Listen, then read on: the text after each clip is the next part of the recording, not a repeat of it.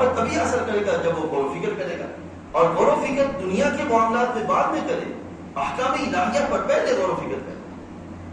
اور یہ یاد رکھیے گا، غور و فکر کا تعلق یہ نہیں ہے کہ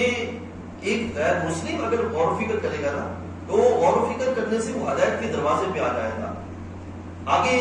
وہ ایمان کے باب میں جب داخل ہوگا اس کے بعد غور و فکر کرنا اس کا فائدہ بخش ہوگا، ٹھیک ہے۔ لیکن مومن جو ہے اس کے لیے معاملہ کیا ہوگا کہ پہلے وہ ایمان رکھے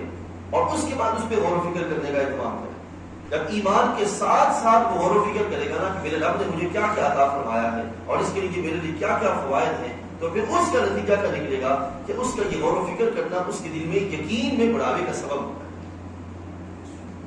اللہ تعالیٰ نہیں فرماتا قرآن مجید کے اندر انما المؤمنون الذین اذا ذکر اللہ وجلت قلوبهم واذا تلیت علیہم آیاتہ زادتہم ایمانا، جب ان کی قرآن پڑھا جاتا ہے تو اس کے ایمان میں اضافہ ہو جاتا ہے۔ ایمان میں اضافے سے کیا مراد ہے؟ ایمان میں اضافے سے مراد یہی ہے کہ ان میں یقین بڑھ جاتا ہے۔ تو یقین تبھی بڑھے گا جب ان کو پتا ہوگا کہ یہ کائنات میں ایک یہ نظام ہے اور ایک یہ نظام ہے، ان نظاموں کی خفیت کیا ہے کہ یہ یہاں سے چلتے ہیں اور پھر بندے کو اندھیرے پہ لے جاتے ہیں، لیکن ان کا اس نظام کا یہ ہے کہ یہ بندے کو لے کے جب بھی چلا ہے تو اللہ نے روشنی عطا فرمائی ہے، کبھی اندھیرا نہیں آیا۔ یہ غور و فکر کرنا، غور و فکر کرنے سے اس کے جو وہ فوائد سامنے آئیں گے، نتائج سامنے آئیں گے، غور و فکر کیا کرنا۔